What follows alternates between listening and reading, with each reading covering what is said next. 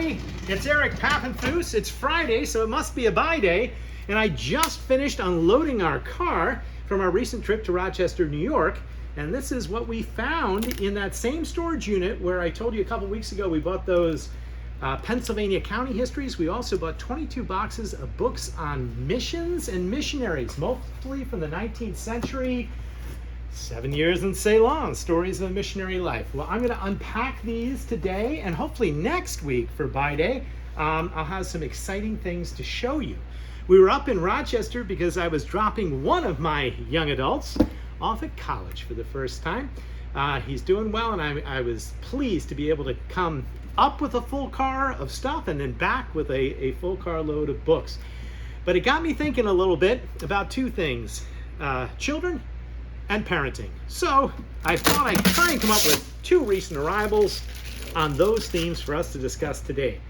By the way, if you haven't seen it yet, our first 20 episodes are now compiled into season 1. And if you go over to YouTube and you subscribe to that channel, you can leave a comment on our season 1 buy days, maybe the book that we profiled that you thought was the most interesting, and we'll enter you in a raffle for a free $50 gift certificate for use in our new collectibles room opening this fall. But let's see what books I picked out today. And the first book is a fascinating children's book. We haven't done too many children's books here on Buy Day. And it's called Stories of the Months by Mrs. Barbauld. And I picked it in part because it has these charming woodcuts with everything. Here's a nice one of a sort of early Republic winter scene. You can see the skaters, very Gilbert Stuart-like on the frozen lake. But also because it was by Mrs. Barbauld. And who was Mrs. Barbauld? Well, she was the most important children's writer of the late 18th century. In fact, she published her books first in England in the 1770s and 1780s. She was the first children's author to use large print and wide margins and sort of design the sort of typical children's book with images that would be easy for kids to read and learn. And she was a true radical. She was friends with Joseph Priestley, and she didn't just write children's books. She wrote pamphlets urging William Wilberforce to continue his efforts to end the British slave trade, advocating for women's rights and the right for women's suffrage and rights for dissenters and all sorts of things. What's interesting about Barbauld is that eventually she crossed a line. She was too radical for the day because in 1811 she published a poem that really questioned the issue of British Empire. It was called 1811, and it talked about how the British shouldn't be out there challenging Bonaparte, that the empire was fading, and you know what new nation was rising? It was going to eclipse Great Britain. It was the United States of America, and this made her very unpopular with people like Coleridge and Wordsworth, and today she's largely forgotten, although there's been some very interesting feminist scholarship that has brought her back in the last 20 years. So, Anna Barbauld, children's author. Now, let's take one story, Amanda, because it's a great little story. It's a story about the 3 cakes. Well, there was a mother who sent her son off to school, and her first son, she gave a cake, and there he is with the cake. And the first son took the cake and ate all of the cake and got very, very sick and very ill. Well, so she sent the second son off to school with the cake. And this time, the second son said, I'm going to learn from my first son, and I'm going to put the cake in a sturdy box. And I am not going to eat the cake. I'm going to save the cake and just have a little bit now and then. Well, what happened was the cake grew moldy and mice got in the box, and the boy didn't get to eat the cake. Well, the third son, when sent off to school and given the cake, you know what that son did? That son shared the cake with all sorts of people who were either less fortunate than he was or with his friends, and he had some too. And that is the story of the 3 cakes. Now, Barbauld says, pray, which do you love best? Do you love Henry, Peter, or Billy best? Which of these 3 options is best? She doesn't actually tell you, but I think we know. And here's the good news. When we sent Everett off to college, we baked him cupcakes. And what did he do? He shared those cupcakes and cookies with his classmates. So somehow we had gotten the moral right from the story.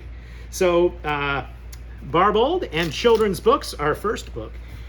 The second book, though, believe it or not, is by an even more radical writer, and that is a man by the name of Henry Wright. And look at this title. It's called Marriage and Parentage, or the Reproductive Element in Man as a Means to His Elevation and Happiness. So this was written by Henry Wright. Now, who was Henry Wright? He was a New Yorker. I told you we were up in upstate New York getting these books out of a storage unit and dropping our son off at Rochester. Well, he was a New Yorker, born and bred, and he was friends with Frederick Douglass. But guess what? Frederick Douglass found Wright too radical. Why was he too radical? Because he supported people like John Brown and armed rebellion in an effort to abolish slavery. He was also particularly radical because he believed in women's suffrage, and he also believed in the right of divorce. And there's a whole chapter in here about how women should be able to divorce their husbands, not just because of abuse, but even in instances where there just wasn't love in the marriage. A fascinating figure. When it came to parenting, Wright believed in always telling your children the truth. So there's a lot in here which is very radical, including how you should never tell a child if they ask, how was I created? Well, God made you, because God really didn't have anything to do with it, according to Wright. And what really happened was a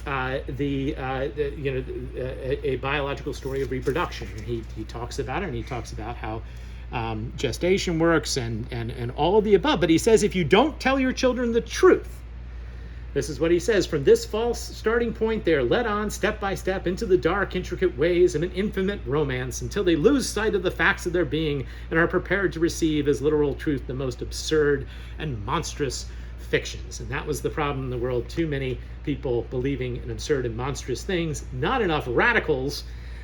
This was also a very radical book of the day because it talks a lot about the sexual element, and it is just a very honest understanding about marriage and parenting. Interesting, I told you Frederick Douglass thought he was too radical. You know who else thought he was too radical? Henry Thoreau. There's this great story where Wright goes to visit Thoreau, and just out of the gate he starts calling him Henry. And then when Thoreau starts to tell him about transcendentalism, he says, hey, I understand it. You don't need to tell me. And boy, did Thoreau not like that. So too much of a radical for those New England transcendentalists, a true radical for the day, and somebody who wrote a lot about marriage and parentage. There's his picture. Henry Wright, upstate New Yorker. All right, well, we're going to end this week with a funny book. Last week it was mimes, and I have to say, we heard loud and clear from the clowns that they were not pleased that we were giving all this credit to the mimes. Clowning, to them, is better because it's miming with voice. So the Clown Act on is very similar to Mime Time, talks about 200 routines, and I wanted to take you through one that was recommended to me by a clown called the Grand Opera. This is number 41A of the hundreds of routines in the book. We'll set the scene, Amanda. And scene, opera singer and clown, spotlights on each. Opera begins to be sung, and clown goes through contortions of agony. Clown shoots singer, who spits out the bullet. 2 more shots, 2 more billets spit out. Clown goes off stage and returns with a cannon. Singer runs for life. And scene. From the Clown Act Omnibus, another, I might say, rather violent story to end on. All right, well, next week we'll be back with more books on By Day Friday. Please check out our YouTube page, like and subscribe, and look forward to some missionary works in 1 week's time. Bye-bye.